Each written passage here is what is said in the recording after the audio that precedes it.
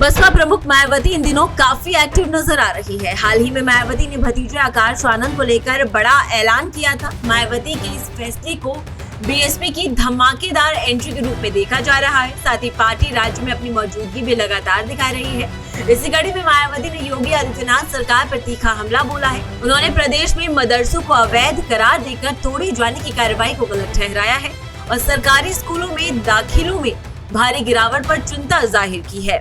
मायावती ने social media platform x पर लिखा कि उत्तर प्रदेश के प्राथमिक और उच्च प्राथमिक विद्यालयों में वर्ष 2023-24 में जहां 1.74 करोड़ बच्चों ने दाखिला लिया था, वहीं 2024 और 25 में यह संख्या घटकर 1.52 करोड़ रह गई है। उन्होंने इसे लगभग 22 लाख की गिरावट बताते हुए कहा कि ये सरकारी शिक्षा व्यवस्था की बदहाल स्थिति को दर्शाता है।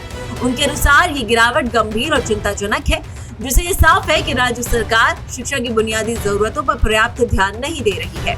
मायावती ने सरकार से आग्रह किया कि वो स्कूलों की स्थिति सुधारने पर प्राथमिकता से काम करे। उन्होंने कहा कि शिक्षा बच्चों का मूल अधिकार है और सरकार का दायित्व है कि वो इसकी गुणवत्ता और पहुंच को बेहतर बनाए। उन्होंने ये भी कहा कि शिक्षा ही गरीब, दलित और पिछड़े वर्गों के बच्चों को आगे बढ़ने का रास्ता देती है और उनके भविष्य को उज्जवल बनाती है।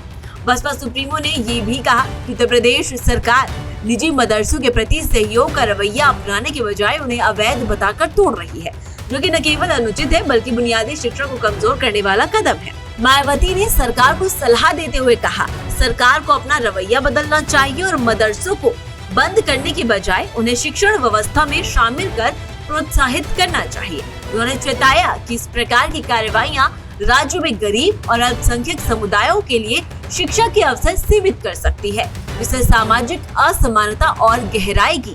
मायावती ने ये भी कहा कि केवल उत्तर प्रदेश ही नहीं बल्कि देश के अन्य कई राज्यों में सरकारी स्कूलों की स्थिति खराब है, लेकिन उत्तर प्रदेश और बिहार जैसे राज्यों में ये स्थिति अत्यंत दयनीय है। उन्होंने कहा कि यह हालत विशेष रूप से बहुजन और गरीब परिवारों के विकास में बड़ी रुकावट बन रही है। शिक्षा की अनदेखी के चलते इन वर्गों के बच्चों का भविष्य अंधकारमय हो रहा है। बता दें कि हाल ही में उत्तर प्रदेश के नेपाल सीमा से सटे जिलों जैसे पीलीभीत, लखीमपुर खीरी, बहराइच, श्रावस्ती, बलरामपुर, सिद्धार्थनगर और महाराजगंज में कई मदरसों को अवैध बताते हुए प्रशासन ने कार्रवाई की है। इनमें कई मदरसों को ध्वस्त किया गया, जिसके बाद ये मुद्दा राजनीतिक और सामाजिक हलकों में चर्चा का विषय बन गया है। इन कार्रवाइयों पर सवाल उठाते हुए मायावती ने सरकार से अपील की कि वो कानून के दायरे में रहकर अल्पसंख्यकों की शिक्षा और अधिकारों की रक्षा करे तथा शिक्षा क्षेत्र को मजबूत बनाने की दिशा में रचनात्मक प्रयास करे। फिलहाल इस खबर में बस इतना ही। ऐसे तमाम खबरों के लिए देखते रहिए भारत एक्सप्रेस उत्तर प्रदेश। नमस्कार।